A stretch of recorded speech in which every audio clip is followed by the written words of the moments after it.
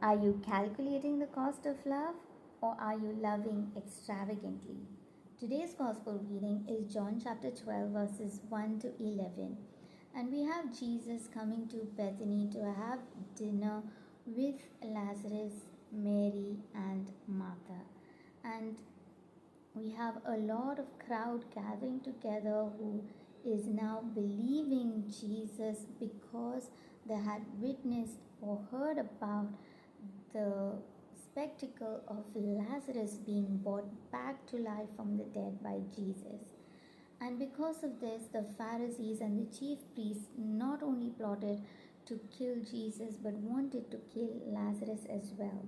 So, this was the atmosphere that this dinner was happening at Martha, Mary, and Lazarus's house. And Mary used to always listen to what Jesus had to say, and she was always found at the feet of Jesus. So she was knowing the mission of Jesus very well, and she must have understood that Jesus would have to soon depart from them.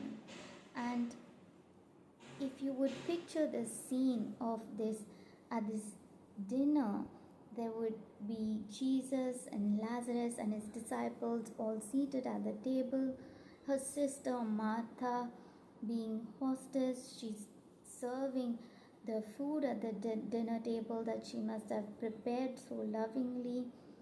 And Mary was witnessing all this joyous celebration of having her brother who was dead back to life, having this deep connect conversation with Jesus beside him. And she's overcome with all these emotions, and that's when she's taken this perfume bottle and poured it over the feet of Jesus.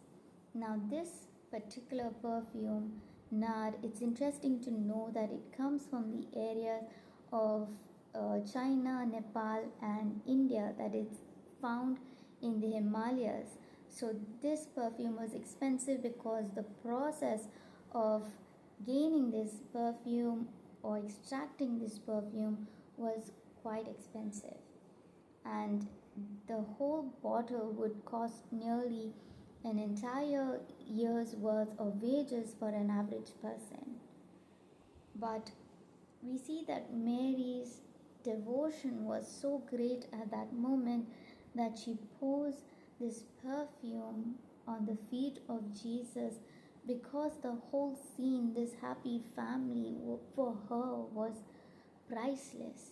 And having poured this perfume as a way of showing her gratitude and devotion to Jesus was just a way perhaps that she could celebrate this moment and be grateful for that moment, that time that she and her family had with Jesus. The entire house is filled with this beautiful aroma, this beautiful perfume, but we see that Judas was busy calculating the cost of the perfume, saying that the money could be used to help the poor. But as John points out, it's not that he had any concern for the poor, but because he was in charge of the finances, and many a time he would use the money for himself. So, what we learn from today's gospel reading is like the love of Mary. Real love is not always practical or efficient or logical. It is just all giving, limitless, and it risks judgment. It places building a relationship over having building a reputation. So it's just pure love without holding back, just all giving. The second point to note that is building a connection with Christ. Our focus should not be on the rest of the world, on the crowd, on what's happening outside, but just on building this relationship, this connect with Jesus, understanding his plans, understanding his mission, and being in his love. Third is putting value on something that truly matters to you and your family. So, not giving importance to something that is short lived, that is passing, but on building something that is eternal. And fourthly is having the fragrance of faith. So Mary's act filled her house, her home with this beautiful perfume and beautiful fragrance. And sometimes our faith, our devotion to God might seem to be wasteless, senseless to others, to the society around us.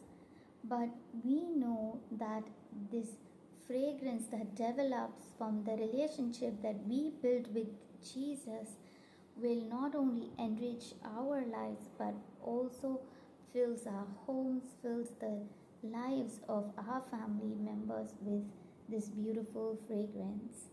So let this sweet aroma, this perfume, challenge us to examine our own set of values and priorities today.